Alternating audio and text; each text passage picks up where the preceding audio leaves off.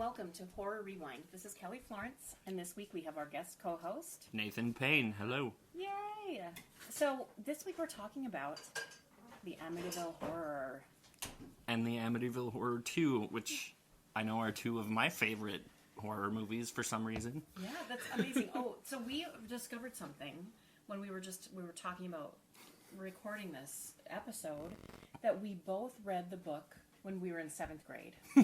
Which, we were years apart in age, but at the same point in our lives, we read the book. It's so weird. Yeah, I did it for a book report in school. My teacher was like, ooh, this is an interesting choice. And it had to be a nonfiction book, right? Yep, nonfiction, which... What do you think? Well, I don't know. I'll tell you what I thought when I read it, though. My friend recommended it to me, and the book in the library, in our high school library, had the cover, like, from the movie or something, because it was, like, the movie had already come out, of course. Yeah, that's the copy I have. And, yes. And then, at that point in my life, I was in 7th grade, and it said it was nonfiction, and I was a church-attending girl. I was like, holy crap, this is terrifying. That was my reaction, too. I just remember specifically the last, in the book, the last night, reading that part, late at night and being completely terrified, and I think I had nightmares. Yes. And ever since then, I've been kind of obsessed with the story in general. I've read all the books. There are 9 of them. And I've watched all the movies except for the really awful spin-offs that have come out more recently. Okay. But, yeah, I'm a huge fan of the series. Okay. Yeah, when I was reading this book, we had this bunk bed. My sister and I had a bunk bed, but it was the kind where the one bed is straight and the other bed is, makes an L shape. Mm-hmm. And we had a dog that would scratch at the foot of my bed to get onto the other bed. And I was reading the part about Jody, the pig, and I had one of those digital clocks that was red. So, that creeps me out because it's like the red eyes, and then the dog is scratching. And I'm just like, oh my god, it's Jody the pig! And it was so scary. And just, the flies, that part really freaked me out because we always had flies upstairs in our house. We did too. So, had you seen both of these movies before? I saw the first one probably shortly after I read the book. Mm-hmm. And I don't think I've ever seen the second one, so this was my first watch of it. Well, when I was a kid, immediately after reading the book, we were in Sam's Club, and I saw they had a dual pack of the first and second movie on VHS, and my mom got them for me because I was like, I just read this book, I want to see the movie. And I didn't know there was a second one, and at the time I didn't realize it was kind of like a prequel. Right. But I watched them both, and the second one in particular really kind of scarred me for life. Oh. So, a little history, and then we're going to talk about these movies. The first Amityville Horror, of course, is based on the novel that we were talking about. The novel came out in 1975.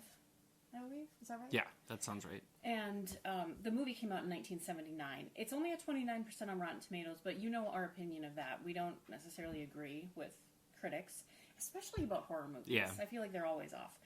It had a budget of $4.7 million, and it ended up making $86.4 million at the box office. It was a cultural phenomenon. Yes, and something I read that was interesting, James Brolin took a lower pay, and he said he would take, box office receipts in lieu of a higher pay, and he ended up getting $54 million for the movie.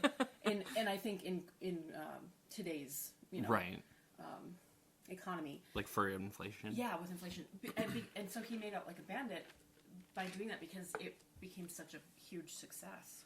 That is crazy, and this movie actually is also what got me started on my weird obsession with Margot Kidder. Oh, yeah. I love her and everything. Yes. I know when we talked about Black Christmas, that was a big... Yeah, but this was probably your first... This was the first movie I saw with her. And then, so I saw Superman later, and I was like, that's the lady from Amityville Horror. That's hilarious. My mom was like, there's something wrong with my child. There's that meme about, it says a lot about you where you know Tim Curry from, but I feel like I probably saw him in Annie first, and then Clue before I saw Rocky Horror because of my age. But I think this does say something like, where do you know Mario Kidder from? Amityville Horror. Yeah.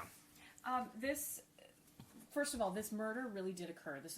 Regardless of what you believe about the house being possessed, this murder really happened, and it was really disturbing. How they shot it in the beginning, there's nothing more terrifying than that. Yeah, it's been interesting to see the various ways that the murders have been portrayed in film, like this movie, and they show it a little bit in Conjuring 2, and I guess you could say the sequel, and yeah, the whole story behind that is really tragic and disturbing, and I have really kind of mixed feelings about the fictionalization of it now that I'm an adult. Yeah, but I know, and I know people love reading about and watching movies about and hearing about real life murders, but as soon as you start thinking about how horrific it is, this is voyeuristic and wrong. Yeah, for sure. Which, well, we'll get to that when we talk about the second one. Okay. So I mentioned the flies always freak me out, and I have such empathy for this priest. He's just there to bless the house, and he's getting the worst of it. Yeah. Throughout the whole movie, just everything. Rod Steiger is amazing in this movie. He chews the scenery so hard, and all of his yelling, and he's exciting. Yeah. Okay. So the house that they bought, in the movie, they're talking about buying this house for $80,000. And back then, if we adjust it for inflation, it was about $274,000 in today's economy. And so, for this family that has this one income, I guess that is a lot to invest in this house. But they went for it, and it is a pretty cool house, and it's on the lake, and yeah, and in real life, the current house just sold kind of recently for $900,000. Okay. It was on the market for $1 million, and then they lowered the price multiple times. I am fascinated who bought it, and if you bought it, let us know and what you're planning to do, because paranoia itself would just drive me nuts. Absolutely buy that house, though. It would be super cool. I read that, and tell me if this is true, because you probably know more than I do, that whoever bought it last changed those windows. Yeah, the windows. I don't know if it was the last group or the Cromarties who owned it immediately after. But yeah, eventually they changed the windows, and the whole house has been heavily remodeled, and it's probably for the best, but I'm oh, it's sad. Yeah. Now, did they shoot really in the house, or? No. The movie was shot in Toms River, New Jersey. Okay. And the house actually looks quite different from how it looked in real life. Okay. I made a note that there's this lovemaking scene between Margot Kidder and James Brolin, and the music is so cheesy. And the mirror in the background, God. The mirror wall. And she's wearing the one leg warmer. I just don't know. I don't get it. Yeah. Yep. But anyway, 70s. Well, and that was a thing, because she's doing weird stretches in front of the mirror before that, and that actually is based on something in the novel that they talked about. The Lutzes were into yoga and transcendental meditation, which a lot of people think is what opened them up to these terrible demons. I'm always fascinated when fundamentalist Christian memes come out, and it's against yoga and how that is opening you up to the devil. I'm what? Yeah. So yeah. That's why America is the way it is, because everyone does yoga in church basements. The 3:15 a.m. thing is so creepy, and I remember after reading this book, waking up and thinking what if it's 3:15 on the clock? Do you remember this? I definitely do. Oh. Everything's happening at that time, and this descent into madness for the father, I feel like it's reminiscent of The Shining, and it's scary because both of these movies and several movies have this theme of abusive, aggressive males, and it's regardless of the reason why, if it's ghosts or it's possession, or really if they're just horrible. Yeah, it really happens, and that's so scary to me. Mm-hmm. That was something that was interesting too. That was a pretty big change from the novel, because he wasn't going. I mean, he was having craziness, but it wasn't toward the family or anything like that in the book. And then in this movie, yes, and then in the remake especially, they took it many steps farther. Now, speaking of which, I think we can interject the remake at this point. Ryan Reynolds plays the father. Mm-hmm. Did you see Well, his abs do. Oh! What about the remake? 2005? 2006, yes. Okay, so tell me about the remake. No, you're right, 2005, okay. Sorry. It's nothing like reality or the book or the other movie, really. The only thing that was similar was the scene with the babysitter. Okay. Which... Oh, yeah, she gets locked in the closet. Yeah, and that didn't happen in the book. And I remember before the remake came out, they're like, this is more like the novel than the original. And so I was really excited. And then when I saw it, and the only scene in the movie that is shared was not part of the book, I was like, really? Yeah. I mean, Ryan Reynolds really is the only reason to watch that. Okay. No, Chloe Grace Moretz is in it. Yeah, that was her first movie. She's the daughter then, I assume. Mm-hmm. Okay. And so I think I'm going to check it out just so I have some perspective on it. It's worth seeing. It's just kind of bad. Well, I made a note of the sleep talking. Who was sleep talking? In the movie? Was it one of the kids? Yeah. The daughter at one point. Oh. Yes, because and she's talking to Jody. Yeah. And like Jody's in the corner, and her imaginary friend. Everybody thinks it's innocent, but it's super creepy. It's a demon pig. Do you know anybody who talks in their sleep? I did for a long time. My sister does. Well, I haven't heard it in a long time, but like back when my dad would come up and we would stay in a hotel or whatever, my sister every once in a while would just start talking, and I know one time I started talking to her and like asking all these questions, and that was really interesting. That is so funny. One of my students, I'm a teacher, I won't out them what their name is, but they told me that they sleep talk and they will answer questions in their sleep, and that when they started dating their current girlfriend, their mom said, if you want to know anything, just ask him while he's sleeping and he'll tell you everything. I'm like, what? That's crazy. Nice. The answers my sister would give me were completely nonsensical. Oh, okay, yeah. Sleep talking is creepy to me because it usually is nonsensical, and that's scarier than coherency. But my dad he sleep talks a lot, and he fights bad guys in dreams. He has vivid dreams because of his Parkinson's, and he was fighting bad guys one night and actually kicked a bad guy and ended up breaking his foot because he was kicking a wall. Oh no! So I mean, it's real, but it can be really creepy. Also, I found this reoccurring theme. Speaking of the babysitter, they never have good experiences in these movies. There's no good experience for a babysitter in a horror movie, is there? No. It's always bad news. The thing that I didn't realize until later, and maybe that's on purpose, is that James Brolin is their stepfather, right? And so that became this really uncomfortable dynamic when you realize they aren't his kids and he's treating them poorly, and it's so awkward, and you know, like the whole religious aspect, she's trying to get him to go to church, and yeah, even at the beginning when he wants the kids to call him dad, and their biological father was still alive, and if I'm correct, I believe he was completely out of the picture, but yeah, I always was really uncomfortable with that aspect of how he treated these kids that technically weren't his. And I think a lot of that is kind of a sign of the times. Right. But yeah, it's uncomfortable to watch. Yeah. There's all these little things, like the money disappearing before the wedding, and he's looking bad, he's feeling bad. That whole dynamic with the family, and that's the night of the babysitter incident. I was reading that in real life, the family ended up getting divorced, but they're still friends. They were, yeah. They both are dead now. But oh, they are? Okay. Yeah. She passed away, actually. Kathy Lutz passed away right before the newer movie came out. Oh.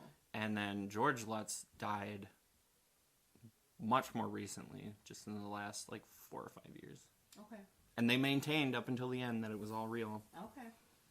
And how about the kids? Have the kids said anything? Or? There's actually, so the daughter has kind of dropped off the radar, and then I think the middle child, Danny, actually has a documentary called My Amityville Horror, and they interview him largely about that. But then, I mean, I highly recommend watching that.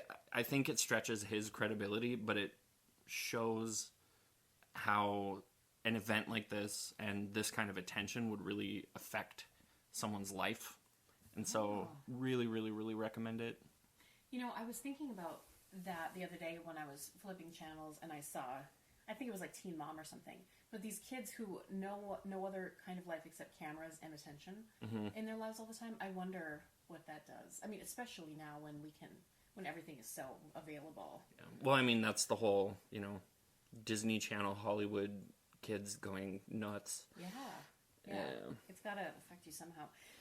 Then you mentioned a bit the Warrens, which is the couple that is featured in the Conjuring movies. They actually came and investigated the house. Do you know what they found or what their conclusions were? The scene in The Conjuring 2 is actually fairly accurate to what they talked about. I mean, they have the whole thing where she's kind of like mimicking the murders. As far as that part is not something I've read about, but they did have like a seance. She did say that was the closest to hell she ever wanted to be. They still talk about how that is one of the worst experiences they've ever had. So yeah, they definitely believed it and had a lot to do with pushing the idea that the place wasn't haunted, but that there was like a demonic presence, which I think is worth mentioning, that the house is not haunted. Okay. And then there's that room in the basement that they discover, and the dog keeps going to it. I feel like, I don't know how you are with your pets, but dogs seem to pick up on things and people, and I feel like that if that probably happened, and that's so creepy. I would freak out. Yeah. I mean, they're like the first warning sign or something of. It's like when danger. cats sit and they like see things that are flying around and no one else sees them. Yes. Did you ever read the Stephen King book Insomnia? No. This isn't a spoiler, but it's about how when we get really sleepy, and then also babies and pets can see this parallel universe that's always among us. But when we get really sleepy, we start experiencing it, and that's why we see things. And I always thought that was fascinating, because it seems like sometimes little children are reacting to things that we can't see, and it's like, is it an imagination? Is it a parallel universe? It's so creepy to think about. Yeah. So back to the movie, the ending scene, like with all the slime and everything. Yes. I don't know, there's something about that. When I was a kid, I remember being just mad because I was like, this isn't like the book, which it's not, but the black slime and like George falling through the hole, like looking for the dog, and the whole like van driving off in the rain. I think as far as movies go, like I love that scene. I remember when we were talking about Black Christmas, I asked if you would go back in for a roommate, and you said you'd go back in for your dog, and I'm like, that's Nate going in for his dog right there when the dad goes back. Oh, it's so sweet and sad. Yeah, the ending, it's great. It's a great build-up and so good. So we're going to talk about the second movie too, but anything else you want to say about the first movie? Not really specifically about the movie, but I just think the whole story is really interesting, and there's a lot to read up on. I mean, obviously, it's very divisive. A lot of people are convinced that it's not real. A lot of people are convinced it is real. They've come out and said that the movie is heavily fictionalized, and even the book is pretty fictionalized. And I don't know. As far as I'm concerned, I think they believe that something was going on. Yeah. But that's just my opinion. Yeah. Well, it's like the George Costanza quote. It's not a lie if you believe it. And even if the house isn't or wasn't possessed, something happened to them and they experienced it. Amityville Horror 2 came out 3 years later in 1982. It had a budget of $5 million. It only ended up making $12.5 million, though, at the box office. And this was rated much lower at 6% with critics, 6% on Rotten Tomatoes. I don't know why it's rated so low, but because I thought it was creepy. And I feel like it's a cross between Amityville Horror and The Exorcist. Yeah. I think this movie, personally, like, I struggle with it because I think it's, like, hands down the scariest movie in the entire series. And I think it's a better made movie than the first one. Yeah. Like, I really like the movie a lot. Yeah. But I'm also bothered by, I feel like it's really, really, exploitative. Oh, yes. It exploits the real murders a lot. But that was what I was going to say earlier, is that I feel like it is a heavily fictionalized account of what people, like the DeFeos, it's based on that. But I do think, personally, the movie feels like it's set later, and I feel like it's meant to be more of a sequel and not directly based on. Right. I don't know. And Maybe that's how I, like, justify it. Yeah, whatever helps you sleep at night. And I didn't read about it ahead of time. I was like, I'm just going to go into it. And so I thought it was a straight up sequel, and I didn't realize until later that, oh, these are the names or characters of the initial family. Mm-hmm. The names were changed, okay. but the family is roughly the same. Okay. They did have one fewer brother. Okay. In the movie. I was reading, some people were saying, no, it's definitely not a prequel because, like, they had a Walkman and that didn't exist right, and things like that. But they have this, it's almost like I said, split into two kinds of movies, and I liked both. I thought it was great. The father is the worst. I know. In this movie.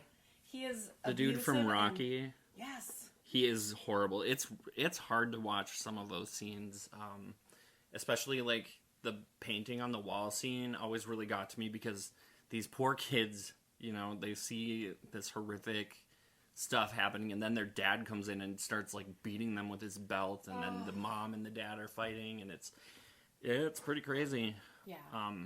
Although that was supposedly kind of what the DeFeo house was like. Like the dad was, according to what I've read and everything, he was very, very strict, very kind of old-fashioned, and not always nice. Yeah.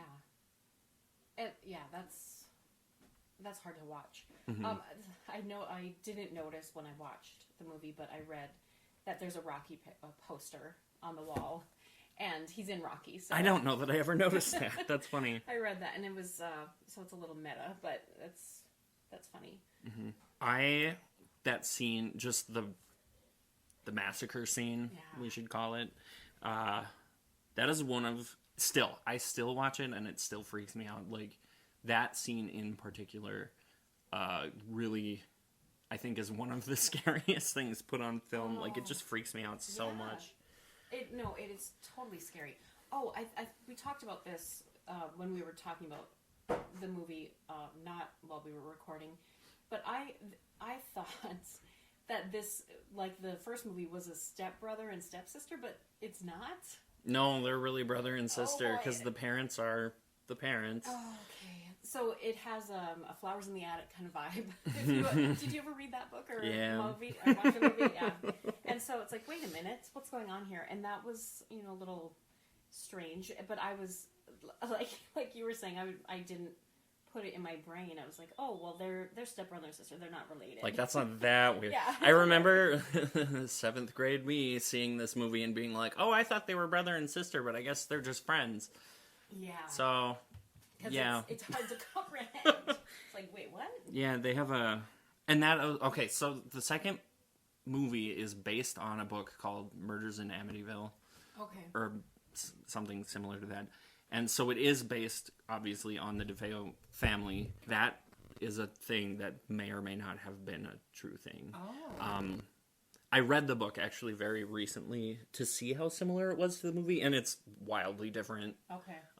But there are here and there a few, like, details. The thing where he points the gun at his father and pulls the trigger and it doesn't go off, that really happened. Oh. The birthday party scene, that really happened. Oh my gosh. Like, there was a lot going on. Because, he committed the murders, like, very shortly after his birthday. Wow. if I am recalling correctly. Now, a little true history on that. He was convicted of the murders. He didn't himself claim to be possessed. I don't think. But in the movie, yeah, they say that he did. Yeah, early on in the proceedings, he's made a lot of claims. He claimed he heard voices initially, and I want to say his lawyer, William Weber, who was one of the people who pushed to get the Lutzes to become famous and everything, he was the one who kind of turned that into, like, oh no, it's the house voices. Because when they made that plea, it was like after the Lutzes had started their thing. But he also said, like, it was a mob hit job. He said that his sister Dawn did it. He said that she helped him. His story has changed so many times. And although back then he said that he had fallen asleep in the family room watching TV, and then someone in a black robe or something with, like, black arms handed him the gun, and then once he started, he couldn't stop. And that is kind of shown in the movie, because he gets handed the gun, and... Yeah. That, creepy and terrifying. Is he still alive? He's still in jail? Yes, he is still in jail. He was up for parole kind of recently, and they were like, no. Not ever. I believe you can buy art that he's painted. Oh, wow. Or at least he does art and tries to sell it. I don't know. Yeah. One of the things I really like about the second movie is it's directed by, is it Damiano? Yes. Yeah. His American debut. Yeah. Directorial debut. And I know I've talked to you about this before. Italian horror is one of my, like, favorite, I don't know if you could call it a genre, but it's one of my favorite things. And I feel like that comes through in this movie quite a lot. With their use of, like, color and the crazy camera angles, especially, again, in that massacre scene, just the way it's shot. There's this feel that, like, 1970s, 1980s Italian horror movies have that no other movies have, and, like, this one has enough of that I think that has a lot to do with why I love it so much. Yeah. So. No, I agree. And I saw that... I don't know what else he had directed before, but this was the first American movie he directed, and it has that vibe. Mm-hmm. Now that I think I read there's 15 total Amityville movies direct to video made for TV, and that is probably true at this point. What have you seen, and are there any others worth watching? So I have seen the first 3 are the ones that were theatrically released by MGM, and then after that, the movies are all over the place. The third one is actually, it's in 3D. I thought it was terribly boring, but it does have Meg Ryan and Lori Loughlin from Full House in it. So, I mean, it's worth watching. It's very kitschy. The fourth movie is called Amityville 4: The Evil Escapes, which is one of the book's titles, and it stars Patty Duke. Oh my gosh. And she plays the mother who, her husband died, and she and her 2 kids go move in with their grandmother, and then the grandmother's friend or sister, I can't quite remember, buys a lamp at a yard sale in Amityville, New York, and sends this grotesquely ugly floor lamp over, and then it's haunted by a demon, and oh my god, that movie is absolutely, again, terrible movie, completely worth watching. Okay. And then there were a couple of other ones. There's the Amityville Curse, which is kind of separate, different house, different everything. And then after that were The Evil Escapes was 4. Amityville 1992, It's About Time, which again, it's a clock that was found in the ruins of this place in Amityville. Like Friday the 13th, the series. Yeah, kind of. It definitely did kind of become that. And then after that is, it has a mirror that this guy gets from a homeless man, and the mirror keeps showing this, he keeps having these nightmares about, like, somebody murdering their family. Although in this movie it's on Thanksgiving, and, like, that one actually I really, really like. Both that one and the Time one I thought were really kind of fun. Okay. And then after that there were a whole bunch of just, like, awful, I shouldn't call them awful. I'm sure people put love, sweat, and tears into these movies. But just, like, really not actually associated movies. There's the remake, and then a newer one that just came out that was, like, shelved for a long time, and then it came out recently was Amityville The Awakening, which was going to get theatrically released, and then it kept getting pushed back, got edited down from an R to a PG-13, and then they released it directly to video immediately after the Weinstein scandal, the really big thing. Yeah. And he was the producer, and so it kind of fell off the radar. I really like that movie. Oh, is it on Netflix, or where is it? Well, I have it on Blu-ray. You can... They actually, when they first released it, they released it for free on Google Play for a few weeks.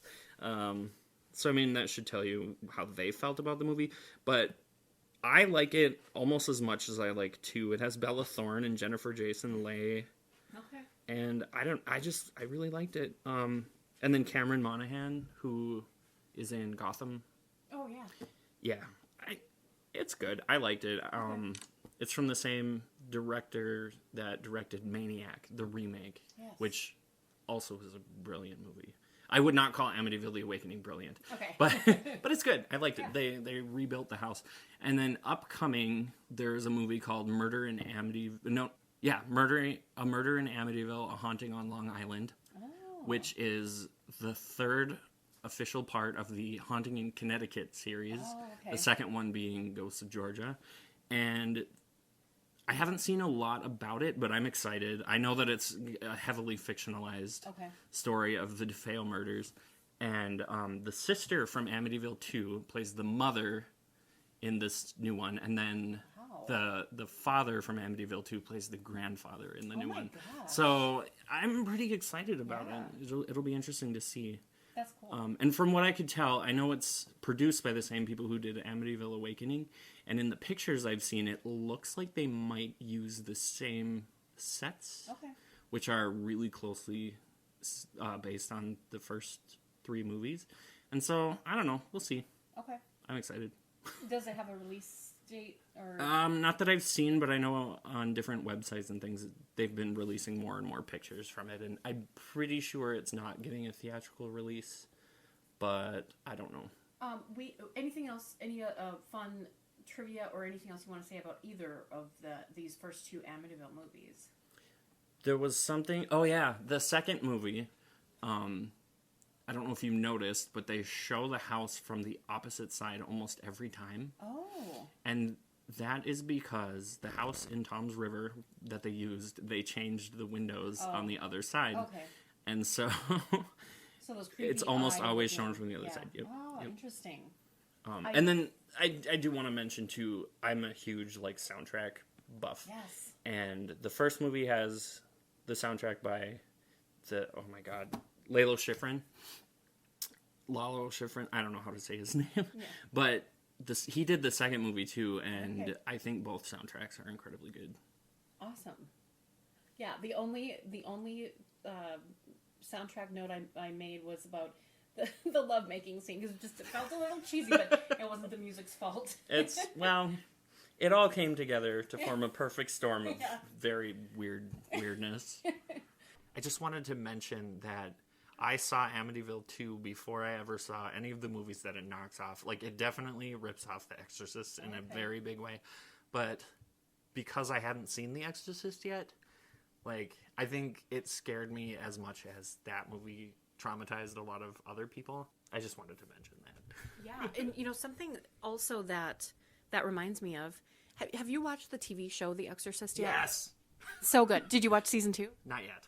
So season 2, it's a little bit spoilery, but there was this great article that came out talking about how usually in these possession movies, they're showing women or girls, but Amityville 2 and season 2, it's the male body that's possessed. That's right. I read you had posted an article. I remember reading that. Yeah, and I just think that's fascinating. And also, maybe because you saw that first, it was I can relate to this because this is this guy, and that would make a lot of sense. Yeah, I mean, the whole second half of the movie, it's crazy how that movie is set into 3 very separate parts. Like it's like 3 movies crammed into one, and I feel like it works. Yeah, no, I do too, and I think the progression makes sense, and it's almost like theater, a 3-act play. Yeah, I agree. Hi, horror friends. Lisa here. And today we're going to make a drink inspired by Amityville Horror. I like to call Sage It, like what they should have done to the house. Sage It. It's a little bit of a tribute to a Long Island iced tea, as that is where this house is actually located. So it's going to be a stiff drink to get us through this movie. What we will need for this drink: vodka, gin, rum, bourbon, Grand Marnier, lime juice, lemon juice, and some sage simple syrup. Pretty easy to make. I'll talk you through it. All of this is going to go into a low ball, and we'll need our shaker and some ice, and let's get started. We're going to want to make the sage simple syrup first, and it's pretty easy. Going to boil a 1/2 cup of water. Once that comes to a boil, go ahead and dump in a 1/2 cup of sugar. Stir that around until it dissolves while still boiling. And then once it's dissolved, go ahead and drop in about 10 sage leaves and let them boil for a minute.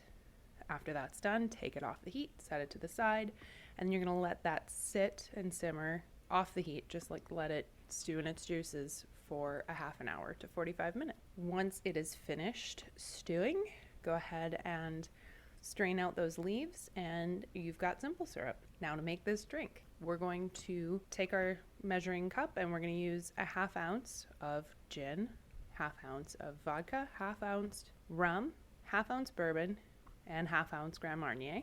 Get all of those in there first. Then we're going to take 1 ounce of lemon juice, 1 ounce of lime juice, and 1 ounce of our sage simple syrup. Go ahead and put that all in the cup with some ice. Then go ahead and put it in the shaker. Give it a shake. As you know, anytime we've got some citrus in there, we really want to make sure to get that thoroughly dispensed through all of our flavors. Give it a good shake. Put it back in your cup. Grab an extra sage leaf to garnish. And cheers, horror friends. Good luck. We need to rank both of these movies on a scale of 0 to 10, but using something from Amityville Horror. What should we use? Slices of ham. Okay. For 0 being you hated it, 10 being it's a perfect movie, how many slices of ham would you give Amityville Horror, the first one? 6. Oh. I think. I would rank it at a 7.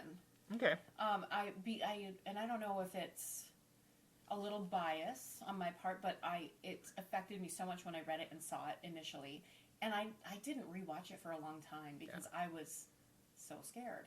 When I was younger, I definitely would have given it probably like an 8 or a 9. Okay. But it just, as time goes on, I feel like it hasn't quite aged as well as I was hoping it would. Okay. Now, how about 0 to 10 slices of ham? Again, should we use slices of ham? Sure, why not? For Amityville 2. That one, honestly, it's one of my favorite horror movies. I'd give it a 10. Wow. I love it. As far as scariness, I think subject matter, I'm very uncomfortable with it. So I'll give the movie a 10 with the caveat that it makes me uncomfortable for more than one reason. Yeah. And I would give this one a 6. Really? Yeah. I don't know why. Maybe it was that father really made me so uncomfortable. Like you said, that I couldn't maybe enjoy it as much as I wanted to because I felt so uncomfortable. Sure. But it's definitely a dark and sleazy movie. Yeah, but now that I think about it, that's sort of the point, and so maybe it did achieve more than I'm giving it credit for. So yes, those are our rankings, and I definitely check it out. The critics don't know anything most of the time about horror movies. So horror is so subjective. Like, it is pointless to look at Rotten Tomatoes at all. Yeah. But, I mean, it's interesting to see. Yeah. But, yeah. But, yeah, don't base whether you're going to watch a horror movie or not on critics, because usually they get it wrong. It's everybody's different opinion, and that's what it is. Yes. So, curious, what other horror movies, just for future reference, would you say had, at this point, in that point in your life, when you had watched. I know you said you saw Reanimator, like that was a first That was going to horror be movie. one, Reanimator. And what else had an effect on you in life, and would you want to rewatch now and talk Absolutely. Tales from the Crypt. Yes. Demon Knight, one of my Oh. absolute favorites. Yes, I love that too. William Sanderson, that's his name, right? Sadler? William Sadler? What is his name? The lead guy. Yeah, William Sadler. Sadler. I don't know why I said Sanderson. Hocus Pocus. Yeah, I love him. And then I think Shawshank came out after that. Yeah. And it was like, oh my God, it's the guy. You know, it was Well, and I can't think of a single other movie off the top of my head where the main hero ends up being a woman, and Yes. not just a woman, but a woman of color. Yes. Like that Jada movie, Pinkett, yeah. and it didn't really occur to me until more recently that was a thing, or that was yeah. even like particularly meaningful. But that movie is so underrated. One of my favorites. Yeah, and I then love it too. just kind of that series in general was a huge impact on me growing up. Awesome. Do you have a favorite episode? Of the show. Yeah. Oh god, there are a lot. The one that terrified me the most was the one with the crazy Santa Claus, though. Okay. It was actually the first episode in the whole series, Okay. but it was. I had nightmares for a long time and had to sleep on my mom's floor for like a month. Yeah, we'll have to rewatch some of those too. Yeah. Any other movies that you want to plug that you? You know, it's funny. I was just thinking about this yesterday, and then Creep Show Yes. is another good one. I think I'd be curious to know your thoughts on the first Silent Hill movie, because that one is one where almost every character in the movie is a woman. Oh yeah. It's not directed by a woman, but it is a very kind of female-driven Yeah. horror film. Yeah, we should talk about that. And I'd be mostly curious to see your Yeah. opinions. Yeah. Awesome. So, yeah. All right. Thanks everybody for tuning into our Amityville Horror special episode with guest co-host Nate. Woohoo! Yeah. And until next time, we'll see you in the horror section.